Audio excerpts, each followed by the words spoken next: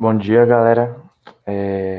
Eu sou o José, sou estagiário aqui na Lube, na escumadora de JS, e eu vou apresentar esse workshop aí de Python, que apesar de eu mexer mais com JavaScript, eu gosto muito da linguagem e já fiz alguns projetinhos com ela.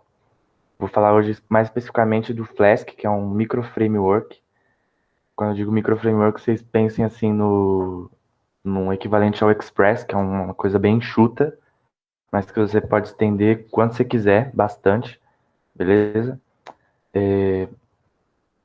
Agora também vou falar um pouco sobre a linguagem Python antes de entrar no framework, para quem não teve oportunidade de mexer.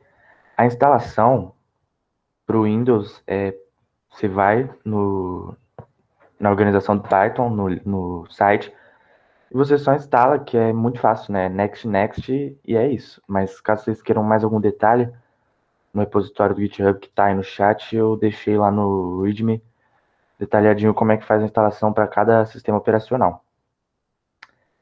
No macOS, vocês usam o Brill, né? Eu não uso macOS, mas eu perguntei para o pessoal como é que faz para instalar. Eles me disseram que é dessa maneira assim. E no Linux, você dá um sudo Linux assim para as distribuições Debian, né? Você usa o sudo apt-get install e aí você pega o Python 3.9, que é a versão mais recente. E só que assim, se você não tiver se a sua distribuição não tiver o apt-get, eu acho que o Mint, né, não tem, é com o Yum, não tenho certeza. Sudo Yum install. Não tenho certeza, mas qualquer coisa vocês dão uma olhada ou pergunta aí. E também tem como baixar a imagem, que aí você só executa ela com o instalador de pacote do Linux, que ele também vai conseguir instalar. E no macOS e no Linux eu estou passando como é que instala, para vocês verem como é que instala a versão mais recente. Só que o Python já vem instalado por padrão, porque ele é utilizado pelas distribuições no core deles. Então já vem o 2.7 e o 3.8.5 por padrão, se eu não me engano. Tá.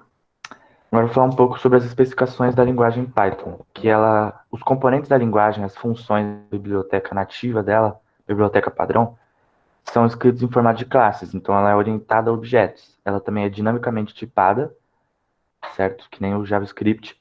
E ela suporta os paradigmas funcional, orientado a objetos, reativo e procedural. O funcional é esse que está em alta agora. O procedural é aquele que a gente usa no C, no PHP, que é aquilo declarativo, que é tudo em uma linha e tal, sem usar muito classe. Ela é uma linguagem que a principal implementação dela é interpretada. Você pode usar Python sendo ela usando um compilador. Tem alguns compiladores que você usa o compilador C para ficar mais rápido e tal, mas a implementação padrão, que é a do PEP 8, ela é interpretada. Aí os principais tipos de dados é int, float, dict, que é os dicionários, que se assemelha muito a um objeto de JavaScript. É muito parecido mesmo, é quase igual. Tanto que quando você precisa fazer alguma comunicação com JavaScript, alguma coisa do tipo, você converte seu dado para dict e depois passa ele para JSON. Como é que se faz no Python. Tem list também, que são os arrays, tem string e tem none, que equivale ao null do JavaScript. Agora, algumas peculiaridades da linguagem. Ela suporta multitolerância, que não é algo muito comum. Linguagens como TypeScript, Java, PHP não suportam. Os blocos de indentação, você não vai usar chaves, você vai usar a indentação de 4 espaços. Se você fizer com um espaçamento diferente, às vezes até funciona, mas não é adequado, não é o certo. Então, geralmente é bom você configurar o tab do seu VS Code, do seu Sublime, Vim, que você estiver usando, ou mesmo do JetBrains, não sei, para o tab dar 4 espaços. E oficialmente as classes e suas propriedades não possuem modificadores private e public. Isso é uma coisa do Python, que um atributo da classe ou um método, ele vai ser sempre público. Ele nunca vai ser protegido ou privado. Mas apesar disso, é possível fazer a sua implementação parcial através do uso de alguns caracteres especiais. Eu vou mostrar daqui a pouco como é que faz isso. É uma implementação parcial por quê? Porque, bom, depois eu explico, mas não é como se fosse um private, um public que você não conseguisse acessar de jeito nenhum. Você consegue, tem meios de burlar, mas é bom usar, mesmo que seja parcial, porque é uma convenção da comunidade. Se ele vê que tem um caractere ali, ele vai ver que aquilo é privado, que não é para você mexer naquilo. Agora eu vou falar sobre o framework Flask. Vou falar um pouco das especificações dele também. Ele é construído em cima de uma interface que a sigla é WSGI, que significa Web Server Gateway Interface. Então, é uma interface de comunicação com os servidores web, beleza? Esse WSGI, ele é síncrono. Essa interface é síncrona. E por isso, por ela ser síncrona e o Flask ser baseado nessa interface, o Flask também é um framework síncrono, só faz ações síncronas. Isso pode ser um problema, mas nem tanto, que existem muitas alternativas para contornar isso. É um framework que ele é muito leve, o pacote dele de instalação é muito leve, não vai pesar, não vai ficar lento, e é muito rápido. Tipo, não é o framework mais rápido, existem alguns em outras linguagens que são mais rápidos, só que ele é muito mais rápido se comparado a alguns frameworks Python mesmo, tipo o Django, que é bem famoso, o Tornado, o Quart, então ele é bem rápido. E ele é essa rapidez não é só de desempenho, é também de desenvolvimento, porque acho que com 8 linhas de código você consegue rodar um servidor. E ele é altamente customizável. Então, ela começa uma aplicação muito pequena, só que você pode escalar muito e cada vez ir adicionando mais coisas, e se você gerenciar bem, vai dar muito certo. E ele foi criado em 2010. Aí tem essa ilustração aqui, o que é o WSGI. Então, eu vou explicar aqui, se alguém não tiver entendido. Tem aqui os usuários, esses 3 usuários, eles acessam o web browser, o cliente, o front-end, fazem uma requisição HTTP para o web server, e aí o web server se comunica com a aplicação Python através do WSGI, através dessa interface. Então, no Python os frameworks são um pouco diferentes. Geralmente, a aplicação roda separada do servidor. Você vai ter um servidor e o servidor vai acessar a sua aplicação. Geralmente eles são separados por uma camada, beleza? E isso é bom porque às vezes aqui no web server você pode usar um Nginx para web balance, load balancer, você põe Apache ou Unicorn, você põe algum desses para facilitar. Então isso é bom para escalabilidade. E é isso. E também o web server também pode servir os arquivos estáticos, beleza? Agora eu vou falar um pouco sobre as alternativas assíncronas para o Flask. Isso é um problema, né, do Flask, ele não suportar async, mas o que acontece é que eu fiz essa apresentação há bastante tempo já, eu já deixei pronta ela para não ficar muito corrido. E quando eu fiz essa apresentação, o Flask não suportava async.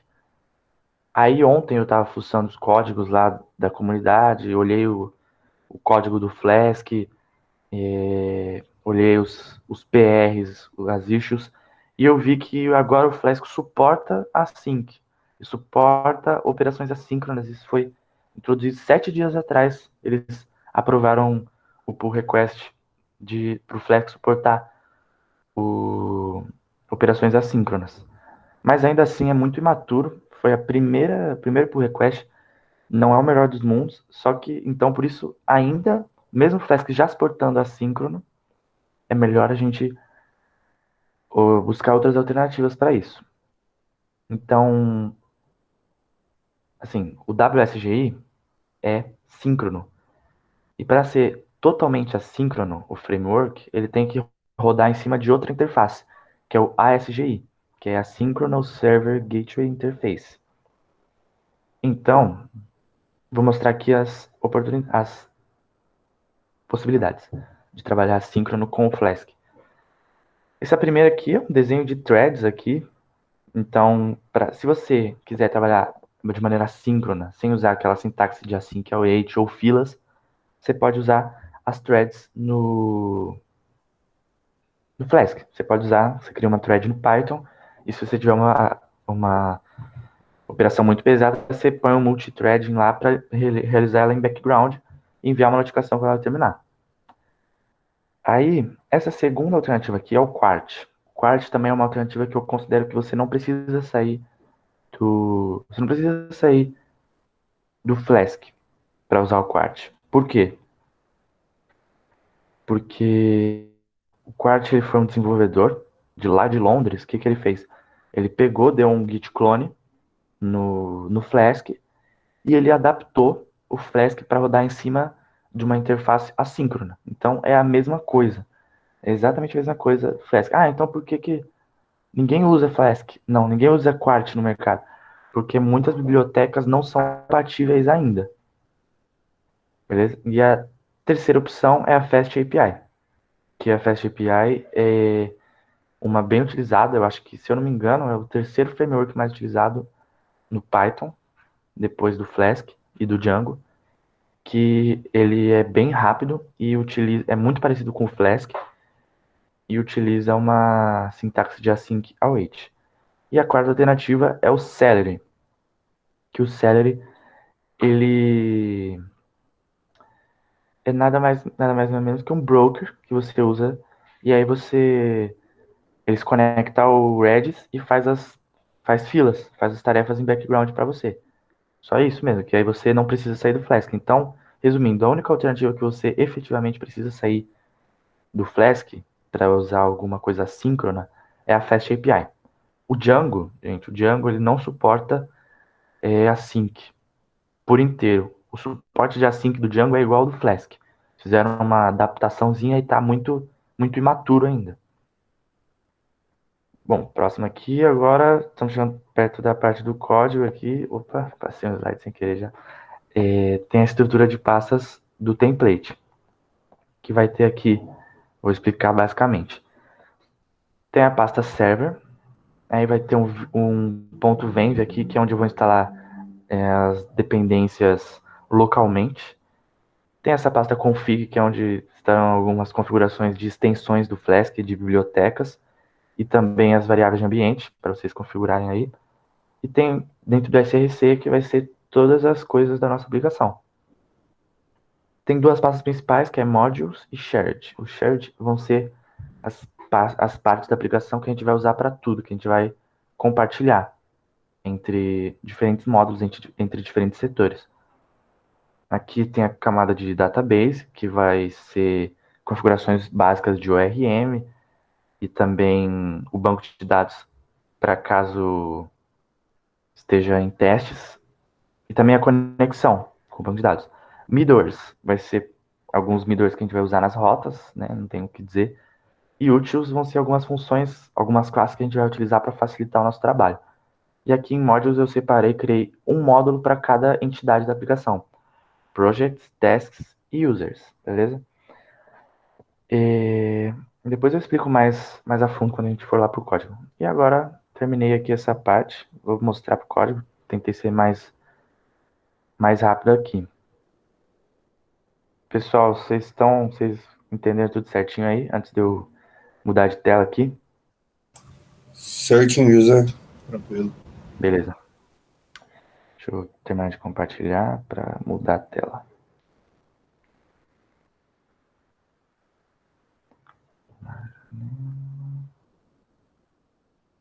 Calma aí.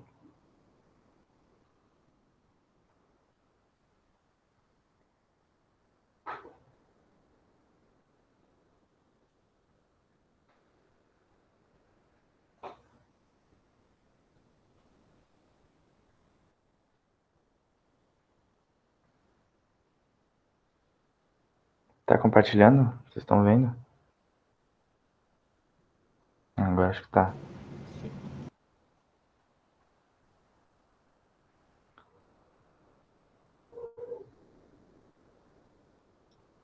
Você tá vendo tudo certinho? Nessa tela vazia aqui?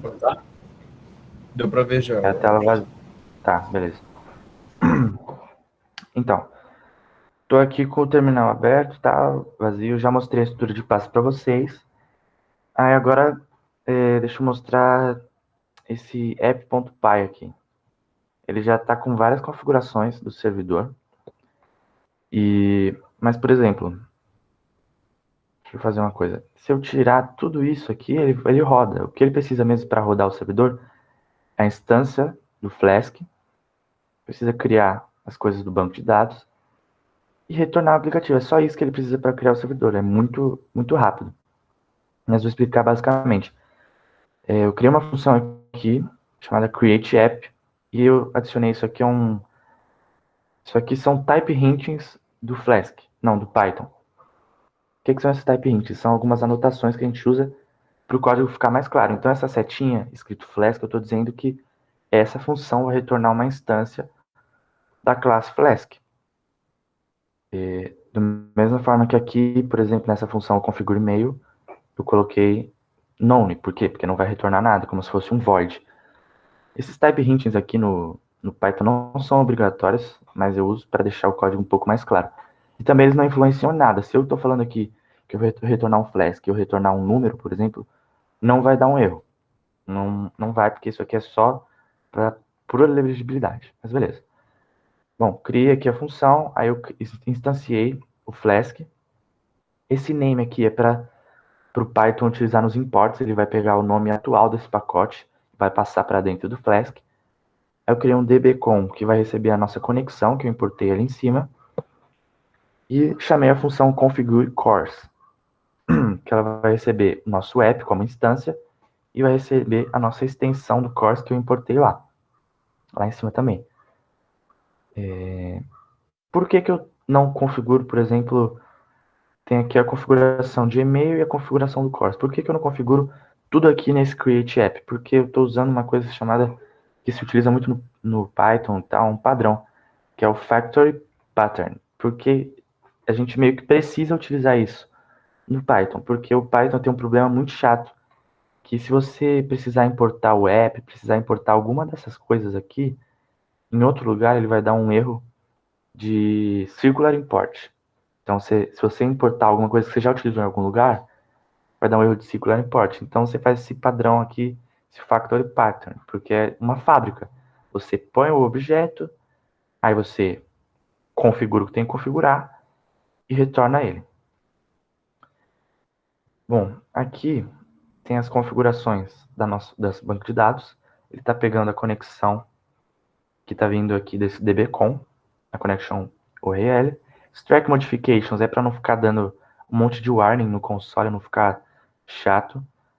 E aqui tem as configurações do e-mail. Eu, no meu caso aqui, eu estou utilizando as configurações do meu Mailtrap lá, mailtrap.io lá.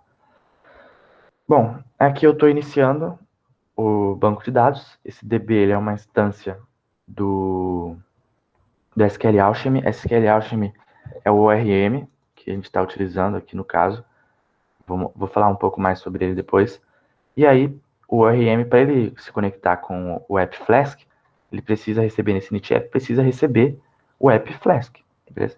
E aqui tem o if, que é uma palavra reservada do Python, que é para ele pegar algo. Então, com o contexto do aplicativo, ele vai criar todas as tabelas lá no banco de dados. Ok? Todas as tabelas referentes aos models ou as migrations. Já vamos olhar lá. Aqui ele está configurando o e-mail, que não é nada demais, ele só inicia e linka a extensão de e-mail com a extensão do Flask. E aqui ele está registrando app.register blueprint. O que são os blueprints? Eles equivalem às rotas lá do Express, do Spring, qualquer, não sei qual vocês já tiveram experiência. O blueprint equivale às rotas, é nada mais do que isso, são as rotas HTTP, que eu já vou mostrar também. E aqui tem um Global Error Handler para ficar mais fácil, não precisar colocar muito try-catch e tal, ele já pega algumas exceções mais genéricas, esse Exception Handler aqui. Bom, deixa eu mostrar aqui uma coisa. Vou em Shared Database e aqui eu vou mostrar sobre sobre a configuração que a gente precisa fazer para o ORM. É só isso. Você importa from Flask SQL Alchemy, importa o SQL Alchemy e você cria uma instância. Só isso. Aí aqui você cria uma instância e ela está sendo utilizada lá no app.py. Aqui o SQL Connector é uma URL qualquer só, com as variáveis de ambiente configuradas. E eu vou mostrar agora um pouco dessa pasta modules. Aqui tem os projects, tasks e users. Deixa eu fechar um pouco aqui, beleza. Cada uma tem um blueprint, cada uma tem as suas rotas. Então, eu vou começar aqui pelo project, que é mais fácil. A gente está importando do Flask, a gente importa o blueprint, importa o objeto de request e também importa o JSON, que é uma biblioteca nativa do Python. Ele já vem com suporte ao JSON, por padrão. Aí aqui a gente importa from src.modules.projects import project. A gente está importando o nosso model do SQL Alchemy, entidade do banco de dados. Aqui tem a informação do database e tal, a instância. E aqui estão importando um middleware. Mais para frente a gente vê isso. Mas essa parte aqui é a mais importante.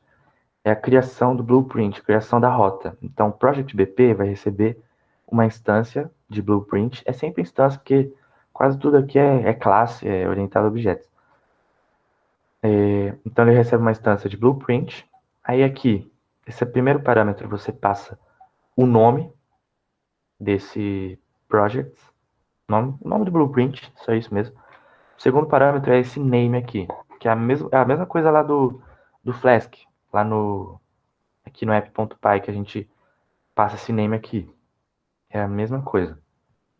Que é para ele pegar o nome do pacote, para o Python conseguir entender os imports. Então é isso. E aqui tem um URL prefix, que é o prefixo dessa rota. Então vai ser /projects. Então quando você acessar o endpoint /projects, você vai ter essas rotas aqui para acessar, referentes a esse blueprint. Agora, os blueprints, as rotas no Flask são em forma de decorator. Então, você põe um project BP em forma de decorator, ponto, route, que vai ser a rota. Eu deixo vazio aqui, que esse aqui seria o caminho. Então, poderia colocar projects barra list. Poderia ser uma rota. Então, a rota seria /projects, que ele ia concatenar com esse /list. Mas como eu quero que ele pegue na raiz de projects mesmo, eu vou deixar vazio, ok? Sem nada. E aqui eu digo o método que essa rota vai aceitar. Dá para fazer uma rota aceitar mais de um método, por isso que podem ver que isso aqui é um array. Então eu posso, por exemplo, passar um post aqui, mas eu não quero, eu quero que a rota aceite somente um método HTTP, que no caso vai ser o método get. Aqui eu estou passando middleware, que é para ver se o usuário está autenticado. Depois eu mostro isso, não é muito importante agora. E aqui tem uma função, porque os decorators aqui estão decorando uma função, que é uma função chamada index, certo? Aquele padrão dos controllers lá, que a rota index é a que vai listar. Aí vai retornar um JSON, o nosso decorador, e aqui tem um pouco da lógica que eu estou fazendo. Results é um array que vai começar vazio, e aí projects ele vai fazer uma consulta no nosso ORM. Project, que é o model.query.all, para pegar todos os resultados. Então, e aí, vocês podem ter notado aqui que tem um for, que não é muito comum, por exemplo, quando usa o Adonis, o Express, sei lá, o Mongoose, não sei, qualquer um. Eu falei errado, né? Quando usa o Lucid ORM, o Type ORM, o Mongoose, ele já serializa os objetos para você em um formato, já serializa os resultados da query em formato de objeto. O SQL Alchemy, que é o ORM do Python, não faz isso por padrão. Ele só é um ORM, consulta, manipula o banco de dados, mas ele não vai serializar os dados para você. Isso você tem que fazer por conta própria. Então, eu criei um for aqui para serializar. For project in projects, aí ele vai dar um append que é equivalente ao push, que é para adicionar no último item do array, e vai adicionar um objeto, beleza? que vai ter as propriedades. ID, que vai receber um project.id, title, project.title. Isso aqui não é nem de longe a melhor maneira. Eu fiz isso porque para mostrar um pouco como é que funciona a manipulação de arrays, como é que funciona o for no Python, mas não é a melhor maneira. Existem maneiras melhores que, se der tempo, eu vou mostrar uma maneira melhor. Mas então, serializou, e aí aqui a gente vai dar um json.dumps no results, beleza? Por que a gente não colocou o projects direto aqui no json.dumps? Porque ele vai retornar um objeto que não é serializável. Não pode ser convertido para JSON, então ia dar um erro. Esse JSON.dumps, ele só é a mesma coisa que o JSON.parse ou JSON.stringify do JavaScript. Ele vai converter o seu objeto, o seu dado para JSON, ok? Bom, aqui tem essa segunda rota, que é de store, e não tem muito segredo aqui. Ele está criando um new project com base nos valores que a gente pegou da request. Ele passa os atributos, aí dá um dp session.add para adicionar no banco de dados, e o commit para confirmar o que a gente inseriu no banco de dados. Por que ele não insere de uma vez? Por que precisa desse commit? Por quê? Para a gente usar um rollback, caso ocorra algum erro. Então, se ocorrer algum erro, só trocar o ponto commit para ponto rollback. Só isso. E, bom, eu quero explicar mais a fundo essa parte aqui, que é o request.json, que tem request.json.values. Isso aqui é uma, assim, como é que a gente pode se dizer? É equivalente a uma desestruturação no JavaScript, desestruturando um objeto. Que o equivalente a um objeto no Python é o dicionário. Então, esse request.json ele vem em formato de dicionário. E aí o dicionário tem um atributo chamado values, que ele vai pegar os valores desse dicionário. E aqui a gente está desestruturando. Ele vai pegar de dentro do request.json o title, vai pegar de dentro da description, não, de dentro do request.json a description, a mesma coisa para o user ID. Para ficar um pouco mais fácil de entender, eu vou escrever aqui como se fosse no JavaScript. Como é que seria isso aqui que eu estou querendo dizer? Seria title, description, user ID, ele vai receber do request.json. Seria isso. É assim que seria no JavaScript. A diferença é que lá no Express, por exemplo, é request.body, né? É o que muda. Mas é a mesma coisa na prática, ok? Agora eu vou mostrar um pouco. A rota aqui de Task Blueprint é a mesma coisa, exatamente a mesma coisa que o Project. Então eu vou mostrar agora os models, ok? A gente criou uma classe chamada Project. Aí aqui a gente passa um atributo chamado TableName, que ele vai dizer para o nosso ORM, que é o SQL Alchemy, que o nome dessa tabela vai ser Projects. E repara aqui que essa classe tem um parênteses, como se fosse uma função. Ela recebe um db.model. O que é isso? Isso aqui é a forma da gente fazer herança no Python. A herança é assim, a gente não usa extends, não usa implementos, a gente usa um parênteses e põe a classe que a gente quer herdar. Esse db, ele tá vindo lá do nosso ORM, e ele recebe um model.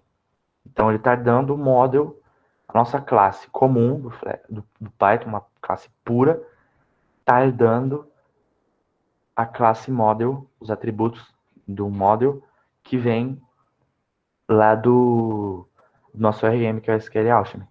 E eu poderia fazer muitas mais heranças. Eu poderia fazer uma herança, por exemplo, de uma classe teste 2, porque o Python suporta múltipla herança. Então você pode colocar 10 heranças aqui na classe que não vai ser um problema. Mas eu só quero uma só no momento. Então, vamos lá. Table name. E agora vamos falar um pouco sobre os atributos. Primeiro é o ID. Ele vai receber um db.column. Aí o tipo dele vai ser um db.integer. Vai ser um inteiro. Primary key, true. E nullable, false. Ok? É isso, bem simples. Poderia passar um increment true também, mas não precisa, porque se ele vê que é uma chave primária e que é um inteiro, ele já vai fazer o auto-incremento automático. Mesma coisa para o title, só que o title vai ser uma string e também não vai poder ser nulo. Description também mesma coisa, só que eu coloquei um limite bem maior. O created@, recebe um db.column, o tipo dele é datetime, e eu coloquei um default, para a gente não precisar passar toda vez. A gente cria, e se a gente não passar a data, ele vai pegar um valor default. Qual é esse default? Estou importando aqui o datetime do Python, e aí o default padrão vai ser datetime.utc now. Ele vai pegar a hora de agora. Cadastrar no banco de dados como created@, a mesma coisa para o updated@. E agora aqui tem uma coluna de user ID, que é um relacionamento, um db.column, vai receber um db.integer e db foreign key. É um tipo, o tipo vai ser um inteiro, que é uma chave estrangeira que está referenciando o quê? Está referenciando a tabela users.id. Então, o projeto vai ter uma chave estrangeira da tabela users. Ok? E aqui, esse task ele está definindo um relacionamento. Então, db.relationship. Aí você passa qual que é o alvo desse relacionamento, o nome da tabela, o nome do model, na verdade, que é task.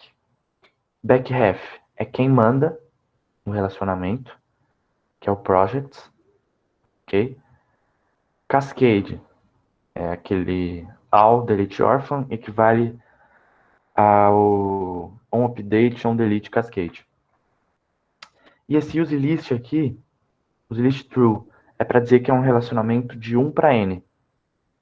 Então, um projeto pode ter várias tasks, ok? Então, vamos lá no task para a gente ver como é que está esse relacionamento aqui. Tem os mesmos atributos, certo? Não vou passar de novo. Mas aqui, ó, a gente definiu o relacionamento lá no project. Então, aqui tem o project ID, vai ser uma chave estrangeira, que referencia projects.id. É bem simples, certo? E uma coisa que... Tá, falei dos relacionamentos, beleza. Uma coisa que eu vou falar, por exemplo, que muita gente pergunta, eu também não entendi há muito tempo atrás, que é esse wrapper, que é colocado em muitas classes do Flask. Por quê? Que isso aqui é simplesmente para, quando a gente fizer uma query no nosso banco de dados, o ORM retornar um resultado um pouco mais legível. Ele vai retornar task e vai retornar o ID. Por quê? Porque por padrão, o Python, a classe retorna um hexadecimal. Então, não é fácil de ler, não é fácil de manipular. Então, para ele não retornar um hexadecimal, a gente passa esse wrapper aqui para retornar uma representação um pouco melhor, um pouco mais bonita da nossa classe. E aqui o Task Blueprint, mesma coisa. Deixa eu ver aqui. Se tem mais alguma coisa para mostrar. Tá, o run.py aqui, ele só... From app, ele importa o create app, que é aquela função que a gente fez. Essa função aqui principal com todas as configurações aqui. Então, beleza. E aí, from config, ele vai importar as variáveis de ambiente, que está aqui, variables.py. Aí, se o name for igual a main, se o nome do pacote, se o pacote for o principal, ele vai rodar o nosso aplicativo. Vai criar o app vai receber a função createApp, aí o app vai dar um app.context.push para quê? Para o run pegar o contexto atual da aplicação. Porque no Python precisa muito dessas coisas de contexto, ele precisa estar rodando no principal contexto, no principal módulo. Então ele vai pegar o contexto. E aqui vai dar um app.run. Aí o host é o variables.host, que no caso está 0.0.0. Aqui o port vai ser a porta, que está na variável de ambiente. Está na porta 5000, se eu não me engano. E o debug, o que é esse debug? O debug ele está true no momento, que é para ele ficar atualizando cada vez que a gente der um Ctrl+S, para ele mostrar os logs das requests. e mostrar todos os dados que a gente precisa. Então, para isso que serve esse debug true.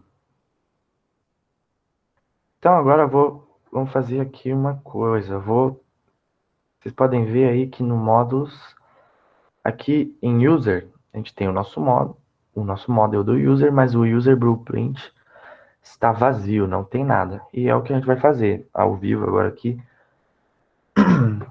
Eu vou fazer a criação do nosso blueprint de usuário. Então, a primeira coisa que tem que fazer antes de começar a fazer o código de rodar a aplicação, tem que entrar na pasta server, cd server, aí eu já vou dar um ee aqui, source.venv barra bin activate. Por que eu estou colocando ativando esse venv? Eu já tinha dito antes que esse virtual env, esse ambiente virtual é para instalar as dependências localmente. Por padrão, o Python vai instalar o pip, que é o gerenciador de pacotes do Python, instala tudo global. Então eu criei esse virtual env aqui para ele instalar localmente. Mas se você não tem o virtual env, se você não quer usar, não tem problema, você pode instalar global e depois você só atualiza se for o caso. Beleza, eu dei o comando aqui e eu já estou na pasta server, já ativei o ambiente virtual. E aqui eu vou dar um python 3 run.py, porque o run.py é onde está rodando a nossa aplicação. Então ele vai executar. Pode ver que ele já rodou aqui. Deixa eu aumentar, terminar um pouquinho. Já rodou a nossa aplicação, certo? E agora a gente já pode fazer? Não, tem que, já esqueci aqui. Tem que primeiro dar um... Calma aí que eu não tô conseguindo ver. Beleza. pip3 install, pra gente instalar as dependências. -r requirements.txt. Na verdade, passa um requirements barra requirements.txt. Porque nessa pasta requirements aqui tem dois arquivos txt que contém as nossas dependências. Aqui, que é o Flask, é o Psycho PG2 binário, que é o driver do Postgres, é um dos drivers que existe do Postgres para o Python. O Flask SQL Alchemy, que é o nosso ORM. O Flask Cores. O Gunicorn, que eu acho que não vai dar tempo de mostrar.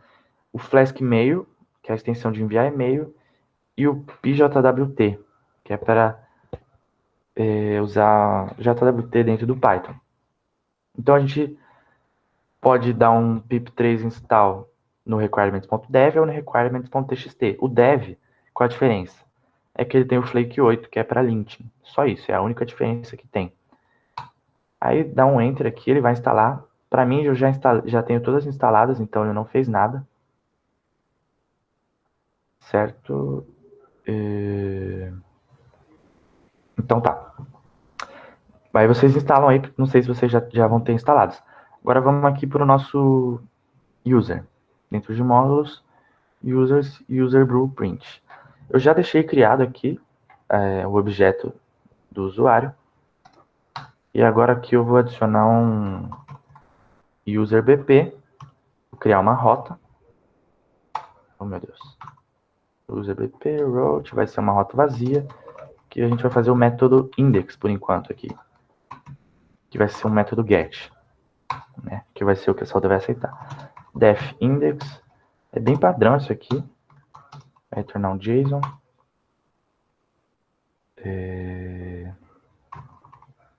Aqui vai retornar um... Primeiro, antes de users, vou colocar um result. Certo? Aí esse users vai receber um user.query.all para consultar todos os usuários do nosso banco de dados. E agora eu vou fazer um for. For user in users. Então, para cada usuário, é como se fosse um for each. Para cada usuário em usuários, vai dar um result.append. A mesma coisa que eu já fiz no outro. Isso aqui. Abri um terminal sem querer. A gente vai passar o nosso dicionário. Que aqui vai retornar um ID, que vai receber um user.id. Vai retornar também um username, que vai ser um user.username. E aqui também vai retornar um e-mail, que é um user.email. Estou fazendo dessa forma, mas só para mostrar que funciona, depois eu vou mostrar uma maneira melhor de se fazer isso. E agora a gente vai dar um retorno para o nosso endpoint. Return json.dumps, que vai retornar um users. E agora eu quero passar um status code para essa request.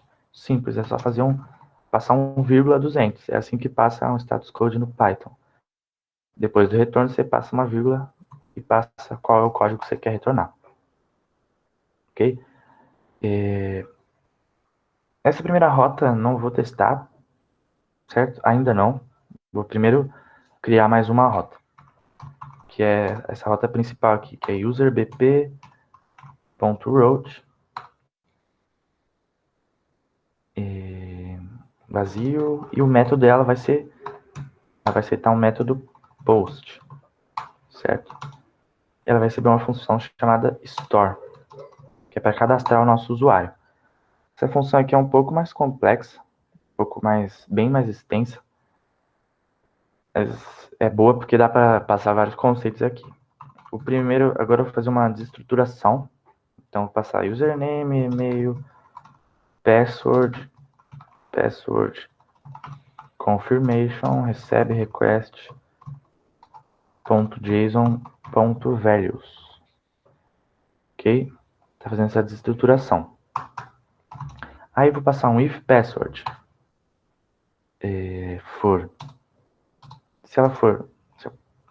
Se a senha for diferente do password confirmation, então, o que vai acontecer? Vai retornar um erro, um raise, que equivale ao throw lá do Java. O raise é uma palavra keyword, ela é reservada do Python. Eu quero retornar um erro. E esse erro aqui é o unauthorized, que a gente está importando ele aqui, ó, from workzeug.exceptions import unauthorized. Esse workzeug ele já vem junto com o Python, não, já vem junto com o Flask. E aí eu pego o pacote de exceções dele e dou um unauthorized e retorno o que eu quiser. No caso aqui eu quero retornar um password and aí confirmation do not match, para dizer que elas são diferentes. Beleza. Primeira validação já foi. Agora tenho que, se passou por aqui, então é porque as senhas senhas batem. Então eu vou criar um hashed password. Vai ser a gente vai criptografar a nossa senha. E, por exemplo, eu acho que o meio mais comum de fazer uma hash de uma senha é utilizando o bcrypt, né? Só que eu não vou usar o bcrypt aqui por alguns motivos. Porque o pacote do bcrypt no Python, ele não é tão bem mantido, não é. Tem muitos bugs. E também porque o Python já tem uma biblioteca de hash por padrão que é muito boa, que é esse hashlib. Está sendo importado ali em cima, import hashlib. E aqui, então a gente já pode usar, porque tem ótimas opções. Tem MD5, SHA-512, tem muitos. Eu vou usar esse Blake2B aqui. E agora eu vou passar a nossa password para ela ser feito um hash nela. E depois eu tenho que dar um hex digest para ele retornar uma string hexadecimal desse resultado. Isso aqui, essa criptografia vai dar errado. Por quê? Esse Blake2B, esse hash, ele espera que a gente passe um byte. E o password está vindo em formato de string. Então, a gente tem que passar isso aqui para bytes. A gente vai envolver o nosso password com 1 bytes, certo? Beleza, agora vai? Não, ainda vai dar erro. Por quê? Porque a gente tem que passar qual vai ser a codificação, o encode desse byte. Se vai ser Unicode, UTF-8, ISO, não sei o que. No caso, vai ser um UTF-8. Aqui, ó, pode ver. Bytes recebe uma string com um encoding. Então, ele vai, esse hash de password vai receber um break to be, aí dentro do break to be, ele vai converter a nossa string para bytes, né, no encode de UTF-8 e vai retornar um hexadecimal disso aqui, ok? E agora, vamos criar o nosso usuário. New user, vai receber uma instância da classe user. A gente passa aqui o username, que vai ser igual a username. Não tem muito segredo, não. E-mail, vai receber o e-mail e o password recebe password. A confirmação a gente não precisa cadastrar no banco de dados. Aqui vou dar um db.session.add para ele adicionar no nosso banco de dados, cadastrar esse new user. E aqui, o que eu vou fazer é dar um db.session.commit. Opa, coloquei errado. Commit, para ele confirmar a nossa alteração. Mas, bom, errei uma coisa aqui. Eu estou passando o password, tem que passar o hash de password, tem que passar a senha criptografada.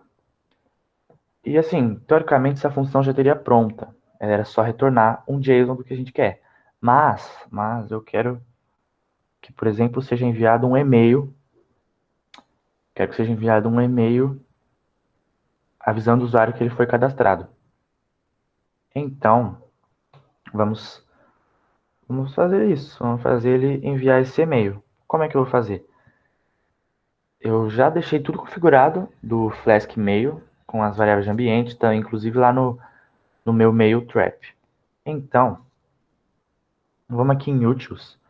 Já tem um arquivo aqui criado mailhandler.py, que é onde a gente vai criar a nossa função para enviar o e-mail. Então, a gente vai importar da nossa extensão de e-mails from Flask Mail import message. Para enviar e-mail no Python, dá para fazer de maneira nativa. Não precisa usar esse Flask Mail, mas estou usando porque é uma alternativa muito mais rápida, certo? Então não demora muito, é bem mais fácil. Agora aqui, eu vou colocar um from. Vou importar from Flask. Eu quero importar o current app. Eu também quero importar o próprio Flask. Eu vou explicar o que é isso aqui. Agora aqui, vou fazer mais uma importação. From config .extensions import mail. Ele está importando o mail que a gente colocou aqui nas nossas extensões. Aqui, ó. Tá só importando a instância que eu criei aqui. Ok? Só isso. E agora, também vou fazer uma última importação, que é from config. Ele vai importar variables, que é para importar as nossas variáveis de ambiente.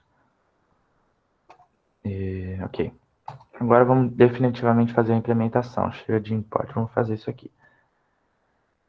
Vou criar uma função chamada def send async email. Eu estou fazendo isso para mostrar, eu falei que o Flask tinha esse problema de async, então eu estou mostrando uma alternativa assíncrona, que a gente vai usar threads nesse caso aqui. Esse async email aqui, por enquanto, é uma função vazia. Por enquanto não vamos passar nada para ela.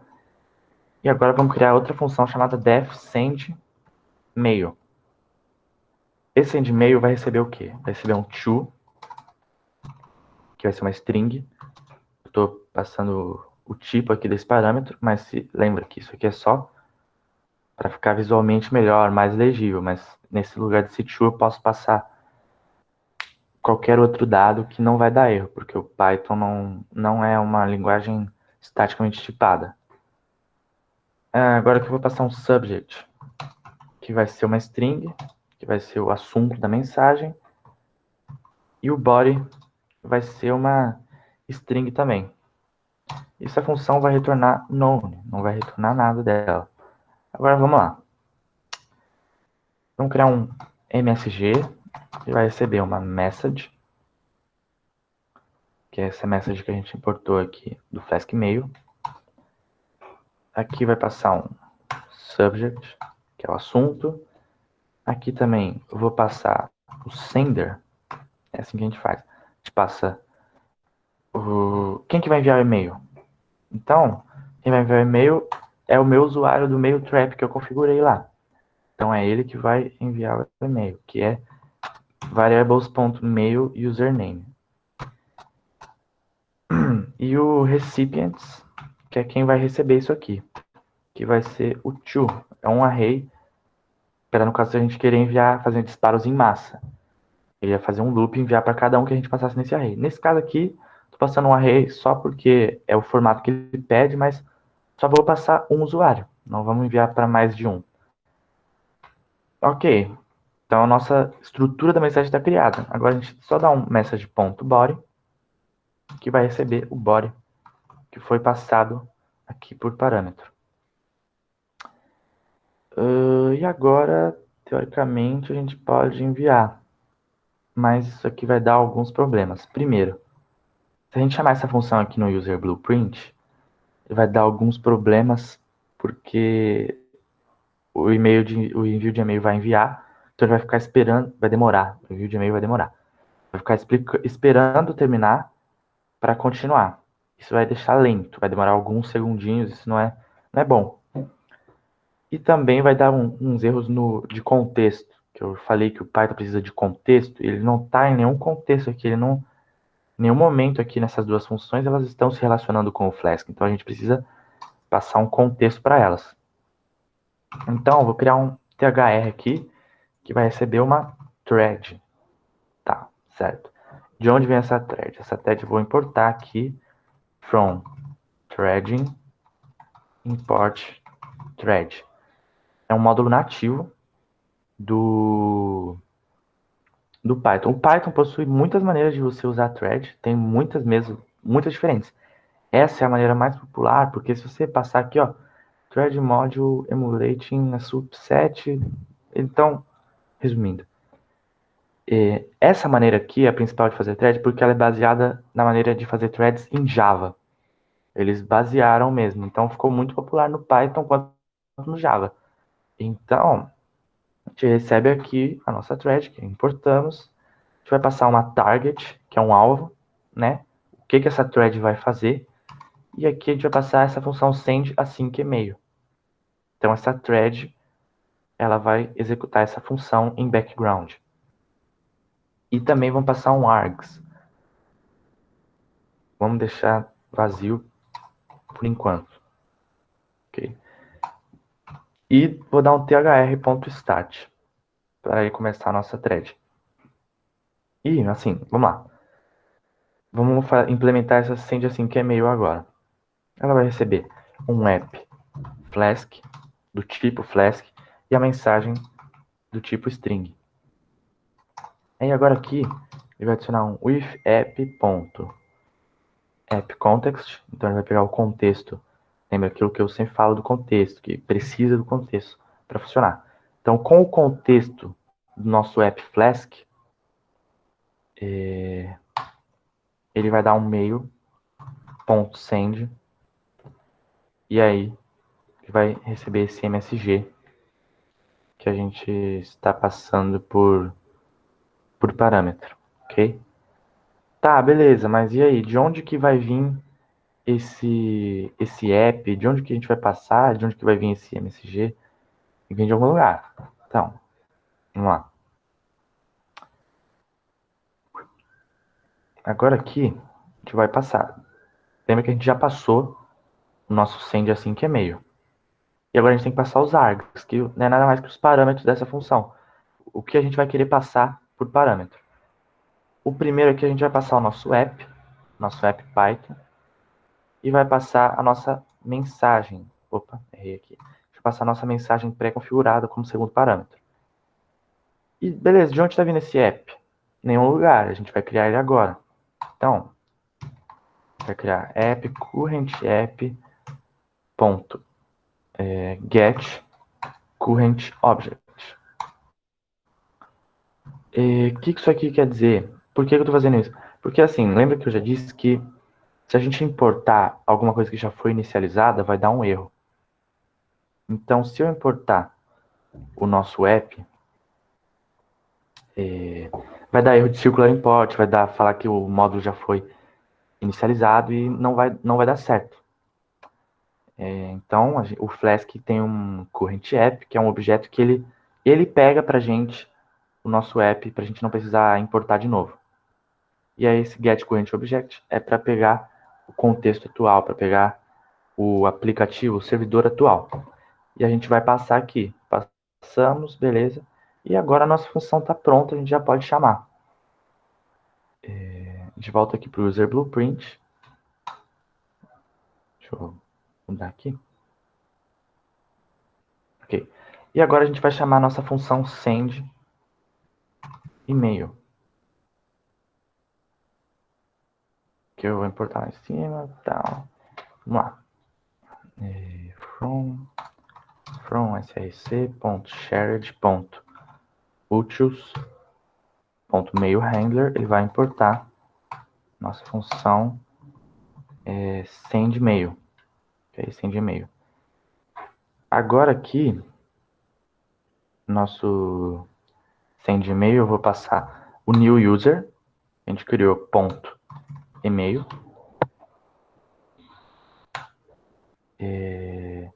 User.email. Agora eu vou passar uma mensagenzinha, bem simples. Welcome. Beleza. Welcome to the website. Tanto faz. Vou tirar esse F que não tem necessidade. E aqui eu vou passar um texto de teste para usar no nosso body. Beleza. Ele não importou aqui. Ah, eu importei errado. Send e-mail, não é send e-mail. Ok. E agora a gente já vai estar enviando por background e é só retornar um JSON.dumps.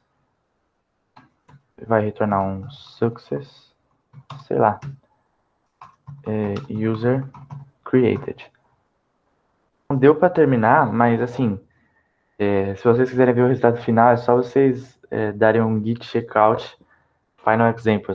É só mudar a branch que vai estar lá o resultado final. Vocês podem fazer os testes, podem tirar alguma dúvida comigo, me chamar e dar uma fuçada aí no Flask se vocês quiserem, tá?